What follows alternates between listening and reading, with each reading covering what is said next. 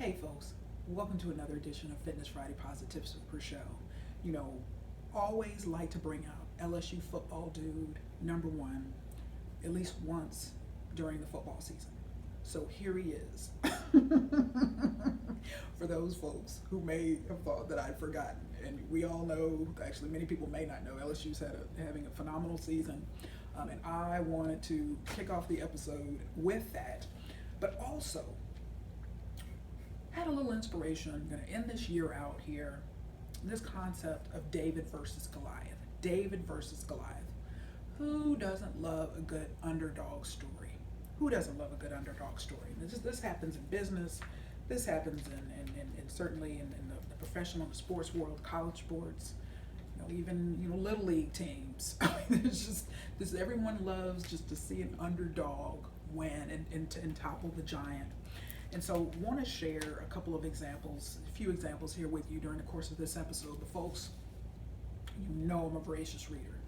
And so I actually stumbled upon this particular book. Now, I'm a huge Malcolm Gladwell fan. Now, Tipping Point was written a number of years ago, great book. Outliers is actually another wonderful book by him that I've actually highlighted on a couple of episodes here on Posi-TIPS. It was non-Fitness Friday Posi-TIPS. But I'm always talking about the concept of outliers. But Malcolm Gladwell does an awesome job talking about outliers and what traits, abilities, and all of that, skills, work ethic, all of that help to define outliers. But also, he's got a new book coming out. I saw a review of it. I want to say it's called Talking with Strangers. So I was looking for that book. But anyway, discovered that he has David versus Goliath. And so, very, very passionate about the whole concept of David versus Goliath. So I just jumped all over it. I said, oh yeah, I got to see what's going on and see what this book is about. And he did a wonderful job, just a wonderful job on this book. And so I just want to highlight. Now, obviously, the David versus Goliath story, and this is how obviously his book starts out. It has religious origins, spiritual origins, and all of that, scriptural origins. Not going to get into that on a Fitness Friday episode, but wanted to highlight now. And in the course of this book, he talks about Davids who, modern day Davids in various situations that were able to topple Goliaths, and it's just wonderful. But I wanted to read a couple of snippets here in this early part of his book, just to set the tone and set the stage here for this particular episode. And so it says, through these stories, I want to explore two ideas. The first is that much of what we consider valuable in our world arises out of these kinds of lopsided conflicts, because the act of facing overwhelming odds produces greatness and beauty. And second, that we consistently get these kinds of conflicts wrong. We misread them. We misinterpret them. Giants are not what we think they are. The same qualities that appear to give them strength are often the sources of great weakness. And the fact of being an underdog can change people in ways that we often fail to appreciate. It can open doors and create opportunities and educate and enlighten and make possible what might otherwise have seemed unthinkable. We need a better guide to facing giants, and there is no better place to start that journey than with the epic confrontation between David and Goliath 3,000 years ago in the Valley of Elah. All right, next point I wanted to highlight here. What the Israelites saw, again, back to the David versus Goliath story. So there's a lot of context I'm not providing in the interest of time, and this is not a spiritual Posi-TIPS episode. What the Israelites saw from high on the ridge was an intimidating giant. In reality, the very thing that gave the giant his size was also the source of his greatest weakness. There's an important lesson in that for battles with all kinds of giants. The powerful and the strong are not always what they seem. David came running toward Goliath, powered by courage and faith. Goliath was blind to his approach, and then he was down, too big and slow and blurry-eyed to comprehend the way the tables had turned. All these years, we've been telling these kinds of stories wrong. David and Goliath is about getting them right. So when you think about just the way he phrased it here, Goliath was blind to his approach, and then he was down, too big and slow and blurry-eyed to comprehend the way the tables had turned. Now, how often have you heard just conceptually, particularly in the business world, all right, how many examples could we cite of that? Okay, what entity, business, corporation, leader was ultimately dominant for a number of years, but they were too slow, blurry-eyed, too slow to react, didn't innovate. It ultimately got left behind. I can give you a number of examples of that and just how that's played out in the business world. And so Goliath, that's the thing. People want to look and, Goliath, it's always great to be number one and to be the biggest and all of this and that. But one thing you have to realize, the Goliaths of the industries, regardless of what sector or industry we're talking about, and even on the sports teams, we're talking about the championship winning teams and all of that. There's always the pressure to perform. There's always a pressure to perform, but also the pressure to maintain. Again, the pressure to maintain that performance. All right, and the same is true where you're talking about the Goliaths in terms of fitness under these fitness chains, club industry rankings. You can always cite them every year. Number one, LA Fitness. Number two would be Lifetime Fitness, and that's on the corporate chain side. So on the franchise side, same top 10 rankings. Planet Fitness came in at number 6, and so think about that. Think about that. I've highlighted those rankings there a number of times over the years. And those are the freshest rankings, but think about that. Okay, when you're in that top 10, people, your competitors are always going to be coming after you. But that's just the fact of life. You're a top 5 ranked NC2A football team. Folks are going to be coming. Other teams want to clamor after, the top teams. But that's the way it goes. But people love underdog stories, and so when we think about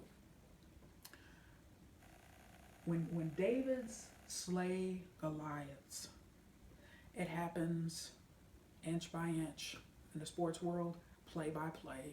Okay, and from a customer service standpoint in the retail sector, interaction by interaction, sale by sale, okay, receipt by receipt. All right, so one thing that I just sales managers always used to say when I was in the corporate world, and I've shared this in various different formats, was control what you can control. And I used to despise hearing that because it was so trite. Everybody said it, control what you can control, control what you can control.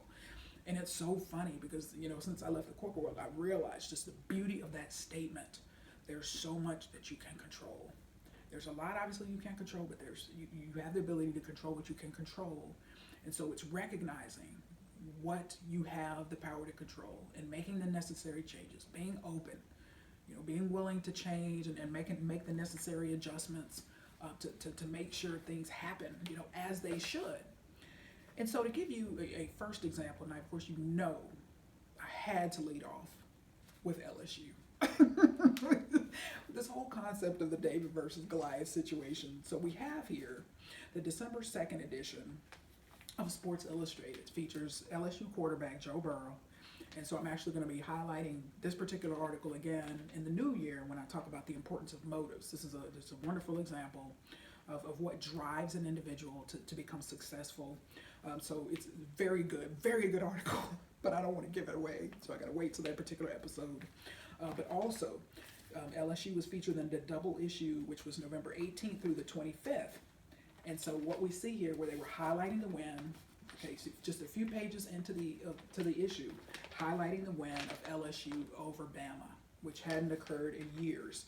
And so to quickly highlight, it says, tiptoeing their way to history.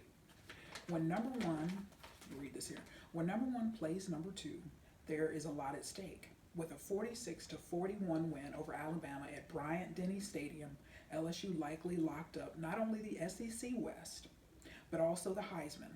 And in brackets, it has quarterback Joe Burrow, SEC Coach of the Year, in brackets Ed Orgeron, and the Broyles Award for the nation's top assistant, in brackets passing game coordinator Joe Brady.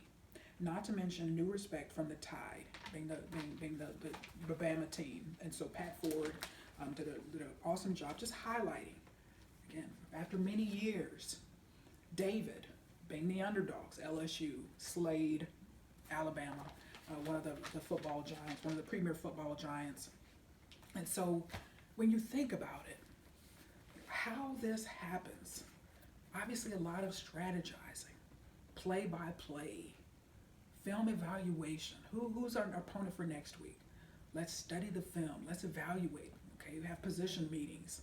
All right, defensive backs. This is what needs to happen. This is where they All right, this is what their quarterback does. Let's look at some of his strengths, and then let's evaluate this film and determine how can we neutralize his strengths. Okay, how can we choke him? How can we really, get enough stops to slow this game down? There's different things that these position coaches, obviously, with the collaboration with the offensive and defensive coordinators and then the head coaches of these teams, there's a lot that goes into the competitive analysis. And I have spent a number of episodes over the years highlighting the value of competitive analysis, market research, and all of that, and just recognizing how important it is. And why is that? Because you've got a number of folks, operating fitness facilities of all types that don't have a clue what's going on with their competition. All right, and so that's how that, and in one of those entities, that has no clue what's going on because they've been killing it in terms of their membership for years, and they've taken that for granted, and they see no need to evaluate what competitors are doing and who's moving in the marketplace and what competitive promotions are running in other facilities, all of that.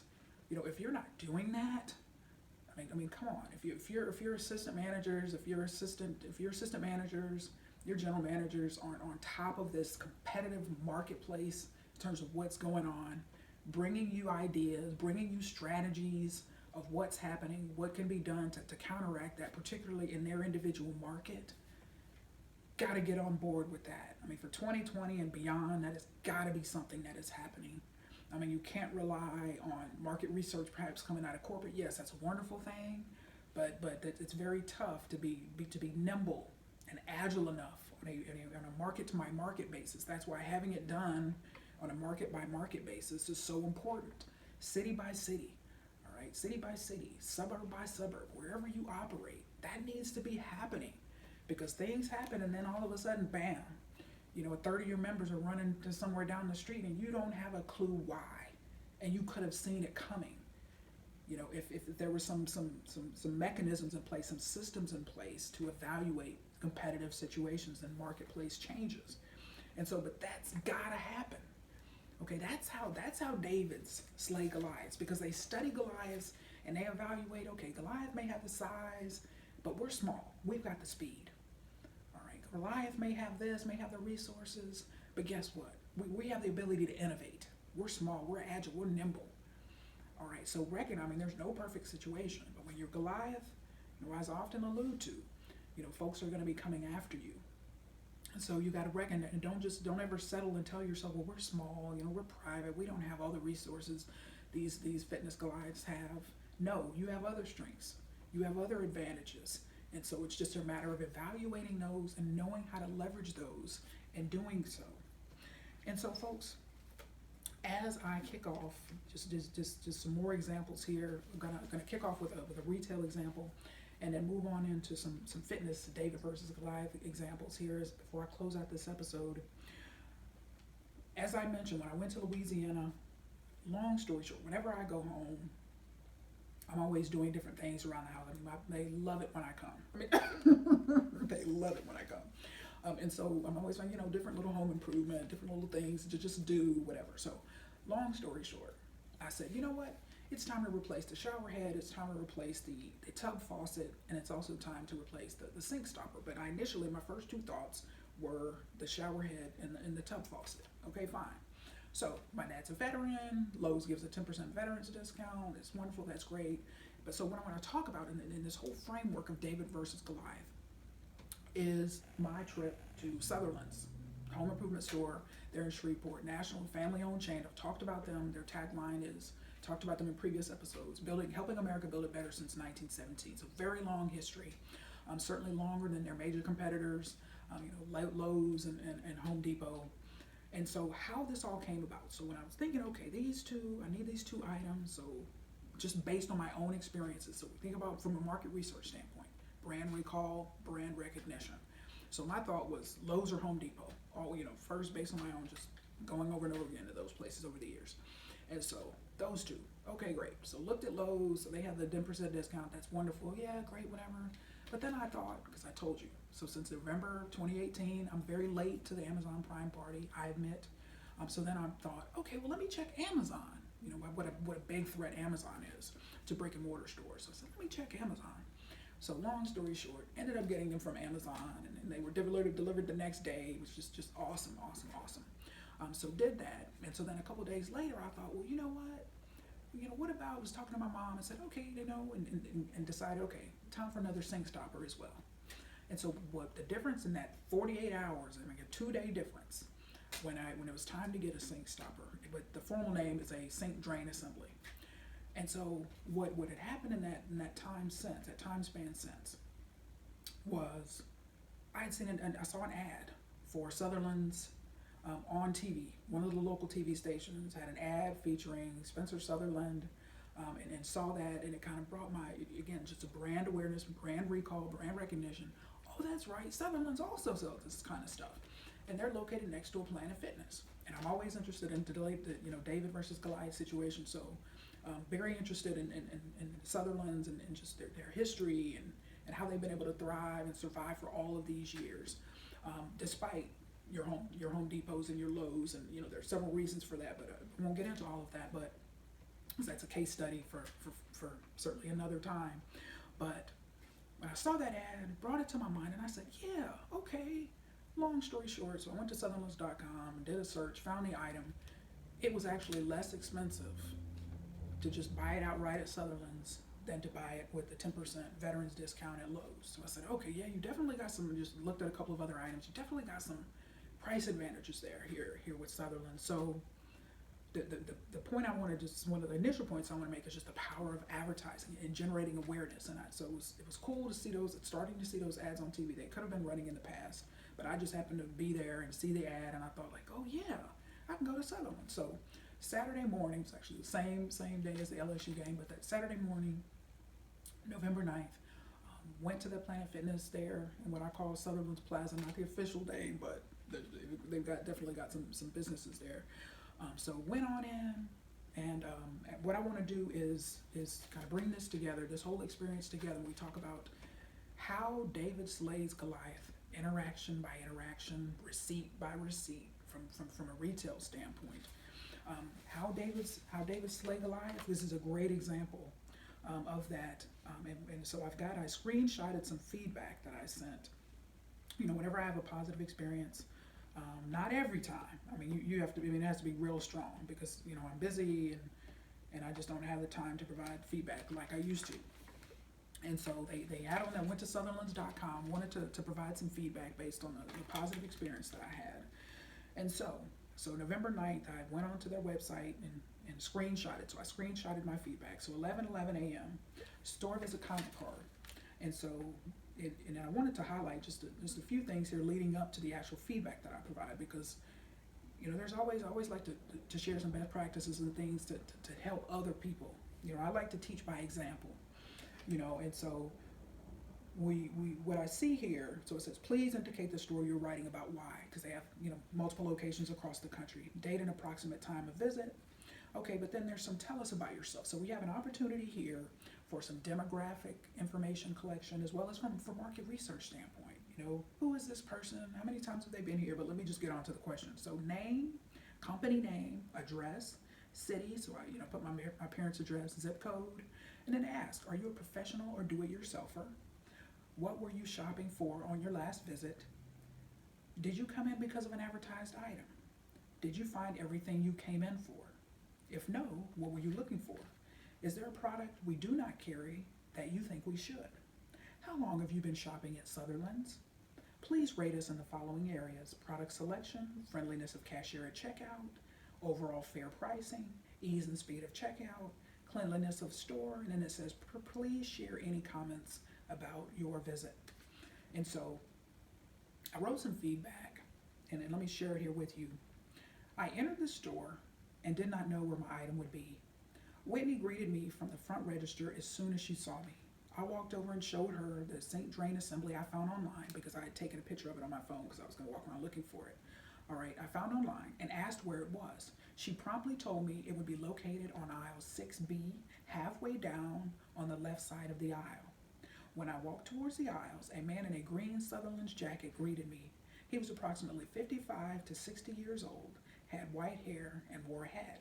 His sincere friendliness caught me off guard, and I appreciated it. I appreciated Whitney's specific directions, which saved me time. When I approached the register with the item, she asked if I found everything I was looking for. I said yes and thanked her for the precise directions. She was friendly and made small talk as I checked out. All right, and so I had to screenshot another for the rest of my feedback. When I left, a female employee was out front in the parking lot helping customers with their lumber orders. She had short black hair and it was pulled back in a ponytail. She wore glasses. One thing was certain, she was good at building relationships with customers. She was friendly, and other customers greeted her as they parked and walked towards the entrance. Keep up the good work. You folks sure are friendly at Sutherland's. And it says, please tell us how you like to be contacted, yada, yada, yada. Before I highlight, 3 quick points here on that feedback that I provided, one thing I often do is provide the receipt information.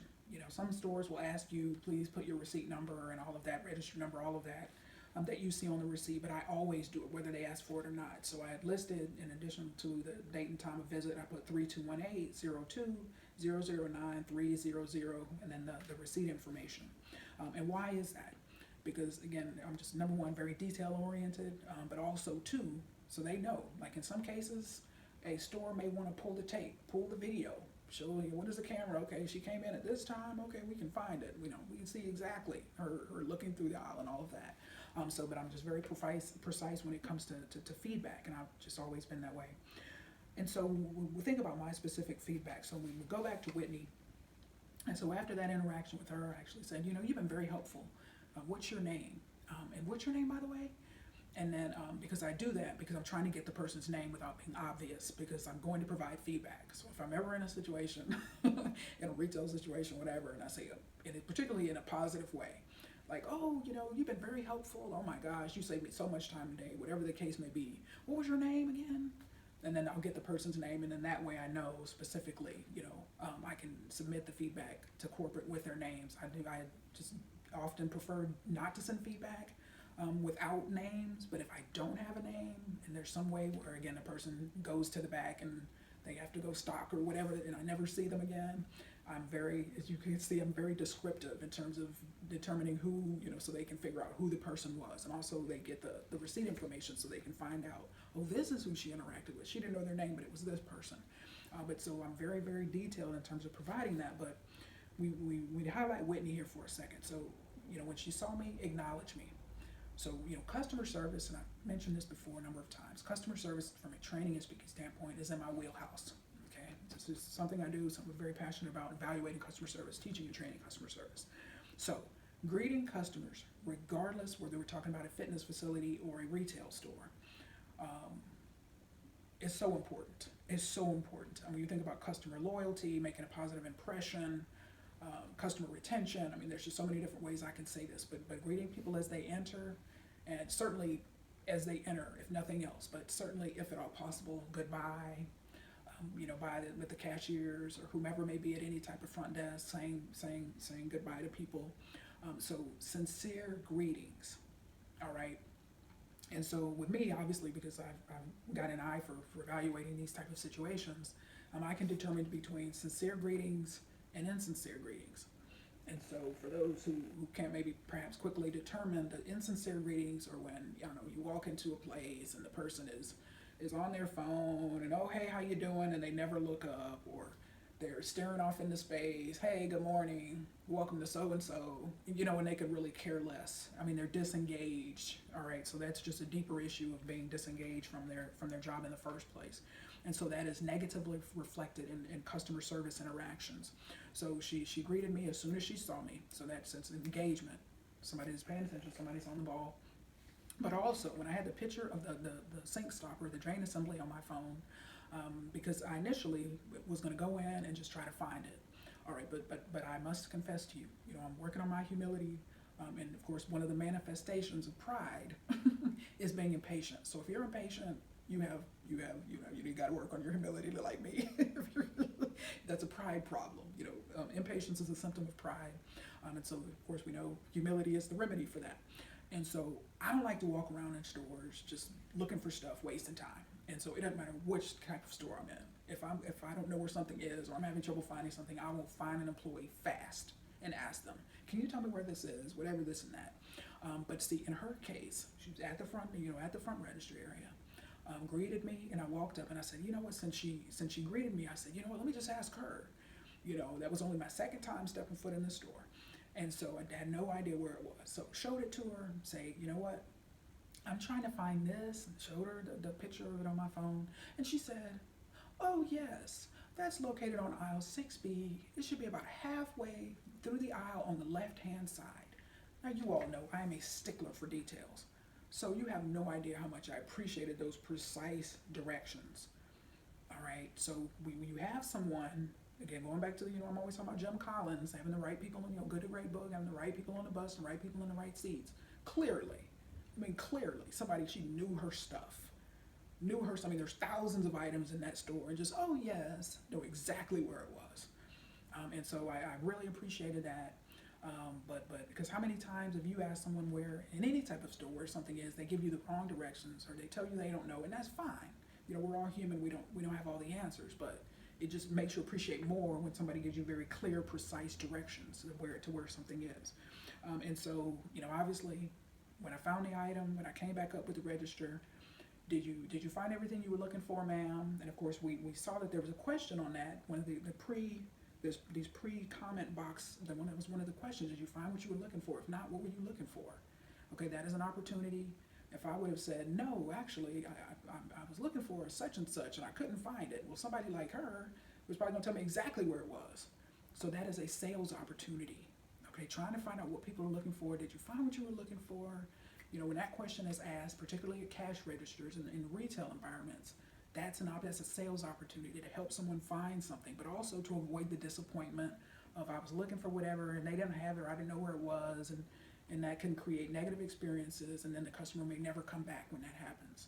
So that's an opportunity, and that's why you see that asked, but that's also why you see folks at the register that will ask you that same question. So just a great opportunity to, again, engage with the customer, provide a level of customer service, help them find something perhaps that they couldn't find on their own. So that was her. So next, the gentleman in the green coat.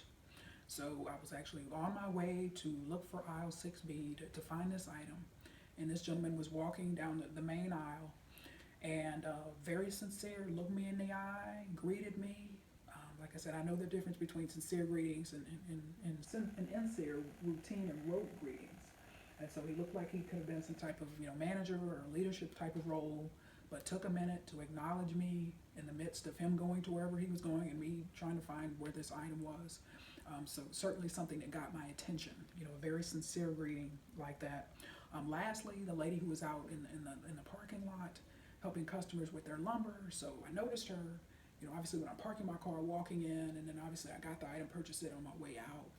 But you could tell, chatting with these customers, people parking their car in that area and greeting her as they're going into the store, and just all of that. You can tell, like, she knows people, they know her, she's got some relationships built. Again, having the right person in the right seat, in that particular role where you're dealing with lumber and all of that type of stuff, was just good customer service.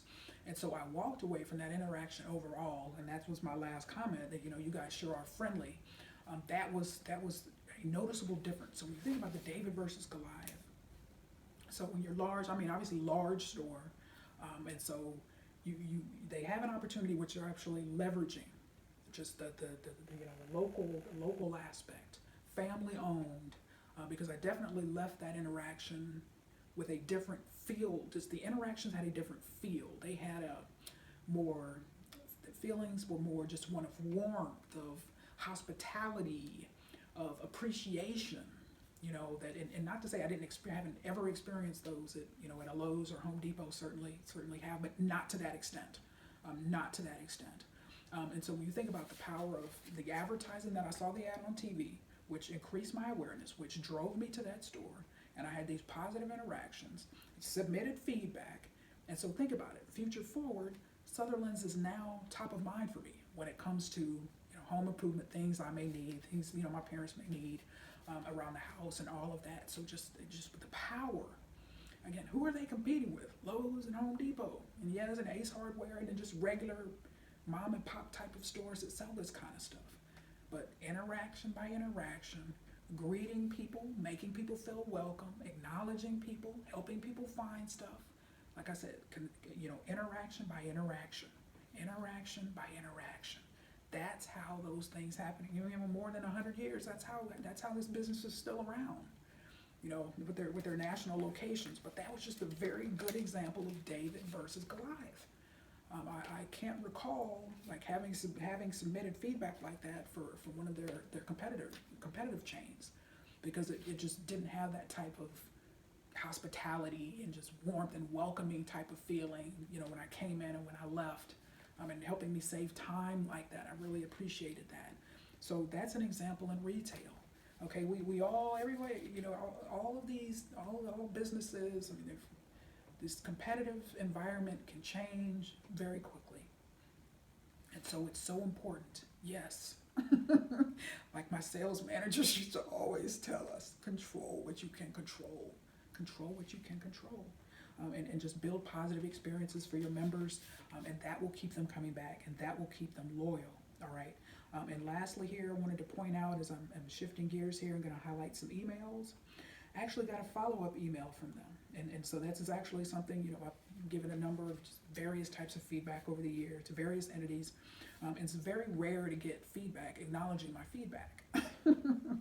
And so I got an autoresponder at sutherlandslbr.com. And so it was November 9th at 11:26. So very soon after I hit submit, it says, RE comment card from sutherlands.com, and in brackets it has 154-711:216400. Quickly, thank you for your comments. This auto response letter is just to let you know that we have received your comments and they are being forwarded to the appropriate person at our corporate offices. Your comments are very important to us, and we sincerely appreciate the time you have taken to help us improve our business.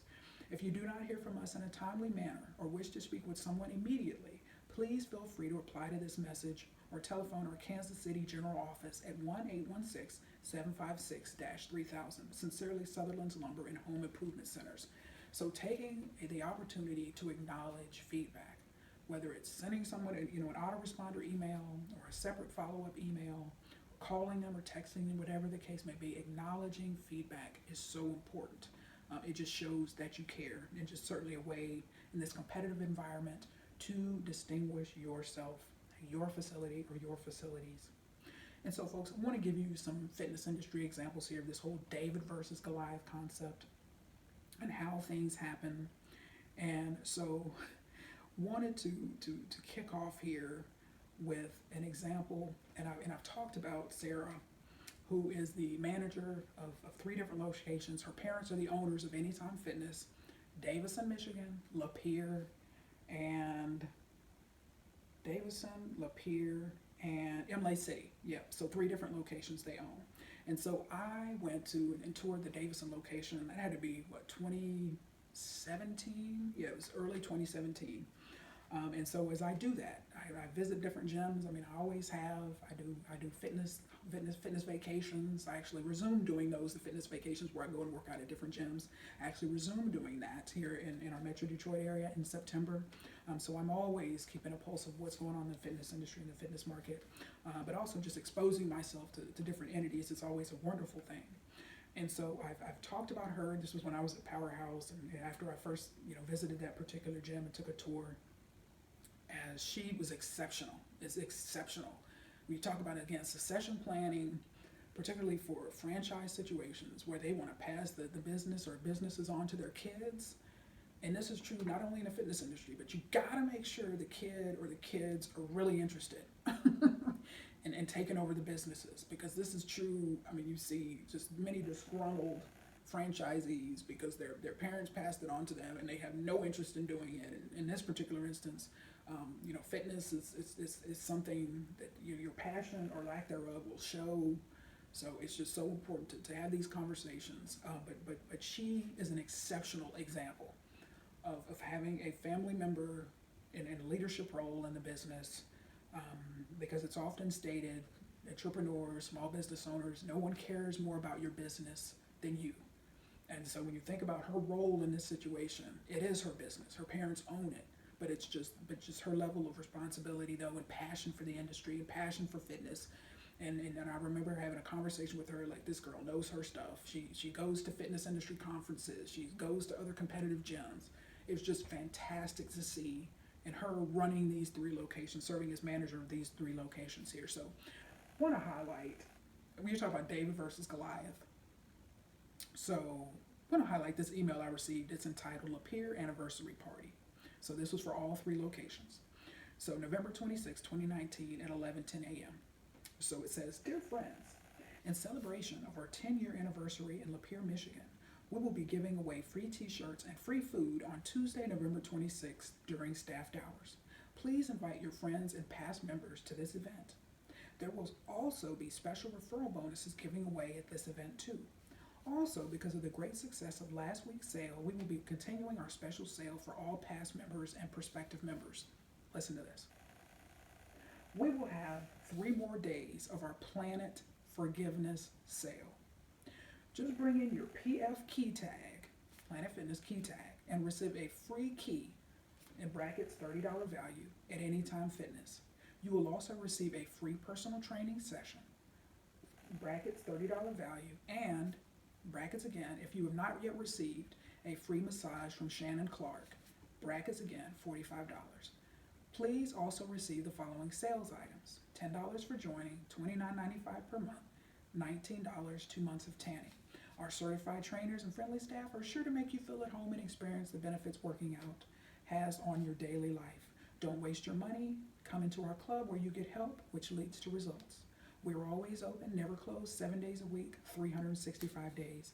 So it has the phone numbers, Davison, their phone number, Lapeer, their phone number, location, Imlay City, the phone number for their location. Friend referral: for every friend referred will receive a free month. Hurry, offer expires 11/27/19.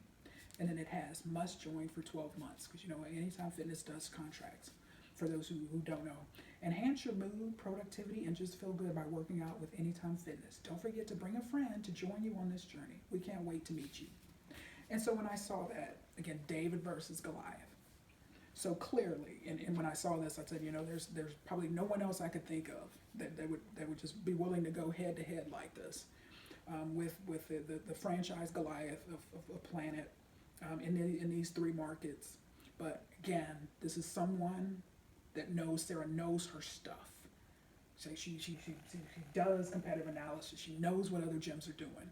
I mean, she knows, she can look and see, well, okay, well, if we're having this Planet Forgiveness sale that she created, okay, so personal training, free personal training session, all right, so they can offer that, okay, an actual massage. So in her mind, she's probably thinking, well, they have the massage chairs, but we have this massage therapist, Shannon Clark, with a $45 value.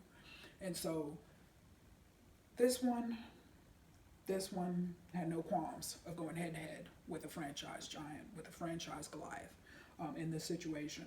And so recognize, again, when you're big, when you've got top spots, people are going to always be coming after you. You know, certainly not to this extent. When I was in Shreveport for 2 weeks in the month of September, I highlighted one of the competitive chains to Planet in that area, Ron Dunigan's Fitness, actually my dad's former gym. They actually had a sign there on Uri Drive, not too far from that newer Planet Fitness location, stating, what planet are you on?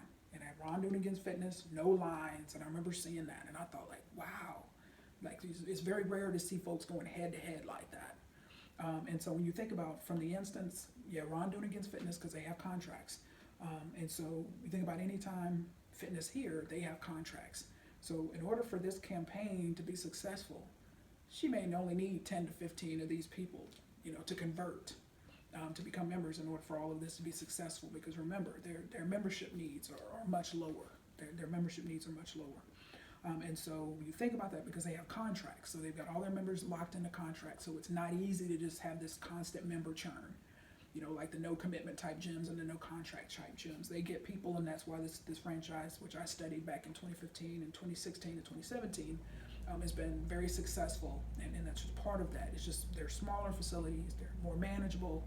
They've got, you know, the owners, they've got managers, and they've got trainers. All right, many times that you find the same person being the owner, manager, and a trainer. So it's just, these are very flat organizations, and so they just in terms of revenue generation, they do extremely well for their franchisees. So just wanted to point that one out, in this particular market, a David going against a Goliath. Also want to talk about, I love kickboxing here. And so when you think about, yes, it's a different concept, but Title Boxing Club it's done extremely well as well. And I've highlighted Title Boxing Club back when I was at Powerhouse, so that had to be about 2016, I believe. And so, obviously a different concept, but in terms of poaching members away, from title boxing to I love kickboxing, because obviously boxing is still at the core, and so as well as poaching members from other different locations. But this is an example here from I Love Kickboxing. It was obviously I'd been to the grand reopening of the Novi location, stopped by there a few months ago, and so corporate, they had a awesome campaign for leading up to Black Friday on into Cyber Week, so Cyber Monday, and they extended that sale the whole week. And so it was just cool to see what type of promotions are coming for these franchise locations that are coming from corporate. And so I received this one on November 27th, 2019 at 2:37 p.m. from ilovekickboxing.com. And so it says, gobble up this pre-Thanksgiving deal. And it says, copy here, getting ready for the big day tomorrow? We feel ya. Being a deal seeker during this time of year can be stressful too. So we're giving you a deal that's easy as pie, but with way fewer calories. In fact, you'll actually get calorie crushing kicks, punches with power, and fat shredding cardio with what we've got to offer. 25% off early Black Friday deal. Enter promo code TAKE25 at checkout. You'll get 3 full 60-minute heart-pounding, bag-slamming, no-contact fitness kickboxing classes to shake, tone, and lift your entire body. Just in time for cookie season. Snag your biggest savings of the year by clicking on this link. Then enter your zip code to find your local studio and get ready for big savings. Enter promo code TAKE25 at checkout. Take your first steps now. When you look back in 2 weeks, you'll see a smaller waist, a slimmer face, and wonder why you didn't start sooner. This year, your deal is punched up with a sweet add-on too. You'll receive free professional grade boxing gloves. Gear up to look fighter fit right from the start. Beginners, welcome. Let's start this killer deal party.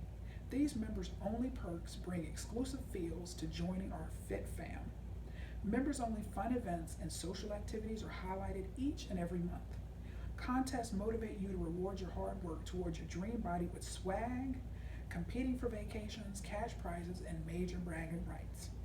Rate monitors and leaderboard accountability to help you hit your peak performance and tone your body without overtraining.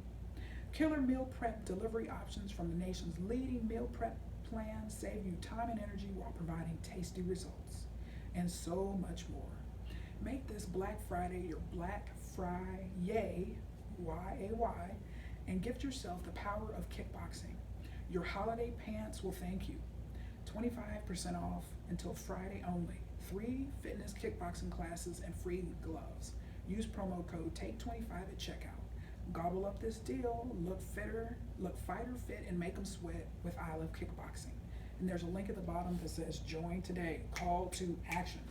And so they had a number of those with different copy, leading all the way up through Cyber Week, Cyber Monday, and that entire Cyber Week. So did a wonderful job on it, just email marketing campaign, utilizing different copies, stressing some of the same key selling points. So that's an example. You got someone coming in, I Love Kickboxing, coming in strong to certainly take members away from the major chains, but also some of the fellow boutique facilities such as, such as Title Boxing Club, Orange Theory Fitness, whatever the case may be, 9 Round Fitness. And so I wanted to wrap these examples up here in the fitness industry with the Edge locations. So Edge Fitness from corporate, here we go. So 11/27/2019 at 7:52 a.m. So this came from Edge Corporate. And so they were announcing their Black Friday sale. So did a beautiful job. So this is the promotion that they ran. Pay absolutely nothing to join. The first 20 memberships are buy your first year, get your second year free. I saw this and I said, yeah, this is fantastic. They done a nice job on this. Friday only. Buy your first year, get your second year free. Mark your calendar. This deal only happens once a year. So it says find your edge here right in the middle. So I'm sure that's a locator, a club locator. It has better gym, better amenities, better value, and it highlights the cinema, women's only area, group fitness, premium locker rooms. And so that's the one that came from corporate.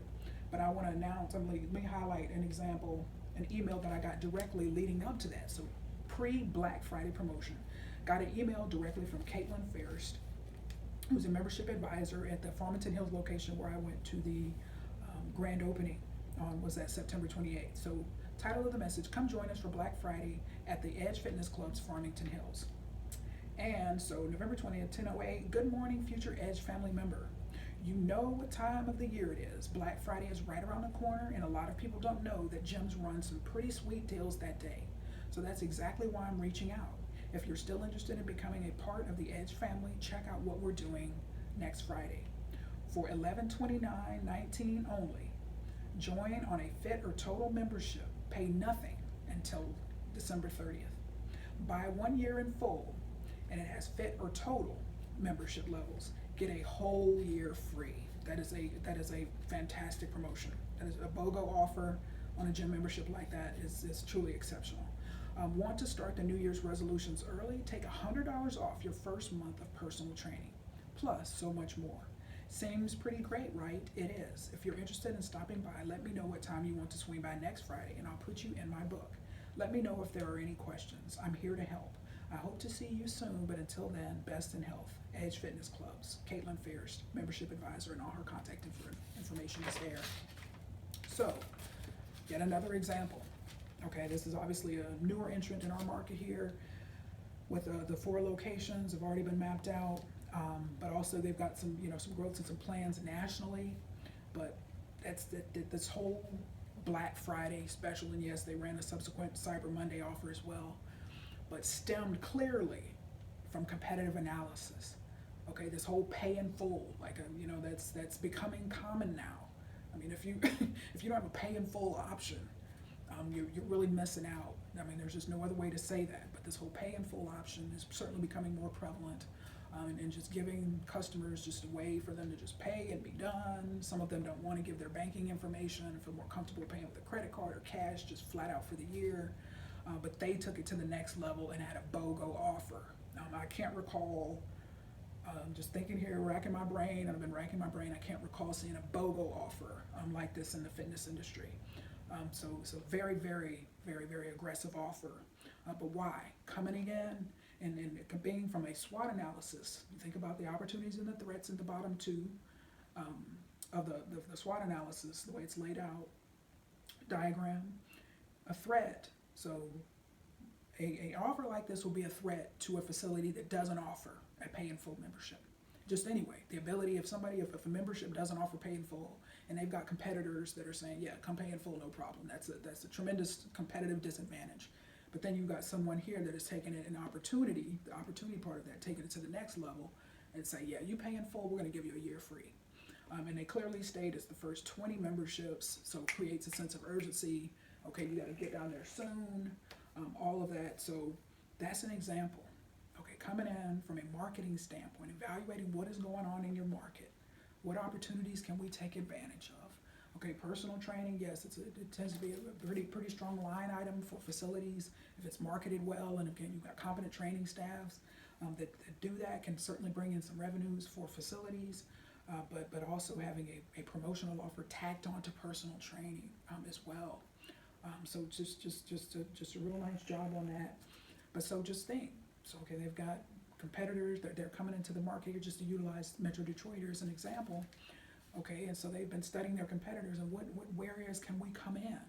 What strengths can we bring where other folks are weak? Like I mentioned, TVs on the cardio machines. I mean, you'd be surprised how many gyms don't have. And to be fair in that situation, to be balanced, TVs are wonderful, but they can also, particularly over time as the machines get older, can be problematic where they don't work and it's just all of these problems and there's heavy maintenance required.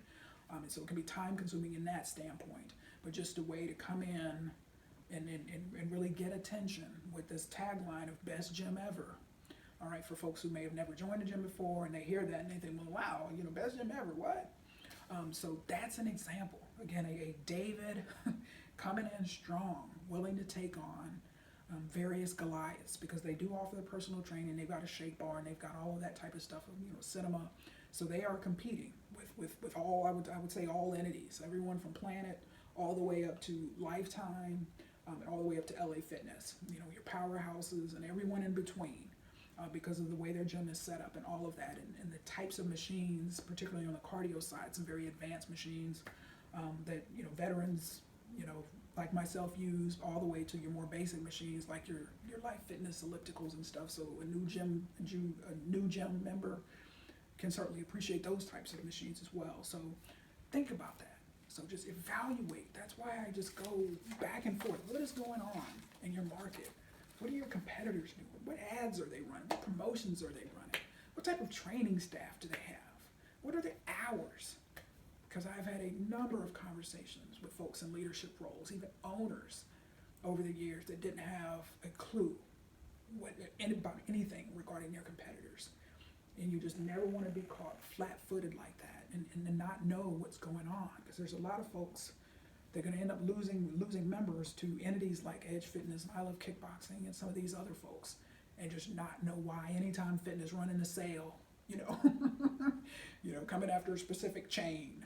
So you just got to be aware and know what's going on. Control what you can control. Okay, just do the best you can. There's so much you can control that I don't have time to get into all of that on this episode, but that's how David slays Goliath. And I want to close this episode out. Now, I've told you guys about my involvement with Michigan Medicine, University of Michigan Health System, as it was formerly known, as a healthy volunteer in terms of clinical trials. Absolutely love it. Absolutely love it. Just having a wonderful experience. In next episode, I'm actually going to talk about that. Just some of the wonderful lessons that I've learned from the Goliath, one of the Goliaths of the healthcare industry, because they received the ranking, number rankings of hospitals in the United States, and the U.S. News and World Report this year was ranked them number 11. So there's just a lot of good best practices there that I won't get into, but I recently had the opportunity to participate, not in a medical research, but a product in a traditional market research activity at the University of Michigan. And so it was actually through the opportunities, actually, I gained the opportunity through the medical research arm, because they have the contact information for all of us. And so you wonder, why is Rachelle sitting here with GAIN? And so I'm going to tell you. And so I participated, November 20th. So got back from Louisiana 16th. They'd already prearranged all of this, November 20th. Went to Ann Arbor, which is always a treat. Love Ann Arbor, just such a great fit for me on so many different levels. And so participated in this study in the University of Michigan home lab. It was so great, in the Institute for Social Research. And so the title of the study was Scent Study. So I thought, okay, scent study, I'm going to be smelling some scents, whatever. And actually, when I was in Louisiana, I received a small little package, and it had these little scent things, little scent cards. And so you had to take something, scratch it off, smell it, and then go online and identify what the scents were. So they were just, evaluating your sense of smell to make sure it was accurate and all of this before you were proceeding on and moved on to the actual formal study in person. So did that, passed the screening, the online screening, and then went on person. And so, folks, this was so cool. Again, talk about market research and just talk about just the Goliath. And so this study, as I learned at the end after it was over, was sponsored by Procter & Gamble. And so I had the opportunity, so I was in a lab, actually first part was actually in a kind of a small room, and as the second part of the study, I was actually in a laundry area. So I didn't know all of this going into it, but I was in a laundry area in the home lab. So when they mean home lab, this lab was set up like a home. So they had a kitchen, they had, rooms, I was in the laundry room, so there was 2 full-size washers there, and they had a, basket and towels folded up, and it was so cool. And so there's cameras all over the place that, monitor you, but also they put sensors on you. Whoops. They put sensors on me, as I lose this, to evaluate my reactions. So in terms of excitability and all of that, our body will produce sweat, and I mean, they can evaluate your reactions to a product, your reactions to a service. And so you can look and see my reactions based on what the sensor was saying, but then they could also evaluate, the cameras and how I was reacting and stuff on cameras. So it was so cool. So it was a blind study. So they had these individual, liquid scents that were in these, little containers, and they had them identified with numbers for the researcher. The research assistant knew exactly, of course, what they were and all of that. So I'd have to go up and smell, and then, come back and then get on the laptop and identify, what did I think it was? Was it a positive? Did I have any positive memories associated with the smell? It was so cool. And then I repeated the same thing in the actual, laundry room setup. And so during the very first one, when I was in the smaller room for the first part of the study, so I'm smelling these different things. I didn't know what I was smelling. And so it was anything from like industrial type of chemicals and all of that. So not so pleasant scents all the way to very pleasant scents. And so I smelled, and I'm going this and that, and then you identify what you think it is and all of this and that. Does it stand out, and in a positive way, negative way, all of that. And so I smelled one, and I went up and I smelled it because there was a little contraption there with a camera right here, and they had the little thing where you walk up to it and smell it and then walk back and answer the question. So I smelled one time, and I said, this is gain. This is gain. And so at that point, I'm figuring, okay, so this is a laundry detergent smell right here. And so I didn't know what any of the, I didn't know the formal names of any of the other scents. So I'd have to rank. So after I smelled various scents, I would have to come back, rank them. Didn't know what they were, just had the numbers on the front. 2 most positive and 2 kind of worst or least favorite smells. So did that, and of course the one I identified again, ranked, at the top. And then I repeated that same exercise in the laundry room. And so once again, this is gain. And so came back, whatever. And so I can imagine what my reaction was and stuff on the camera when I smelled it, because I love gain. And so did that. That was great.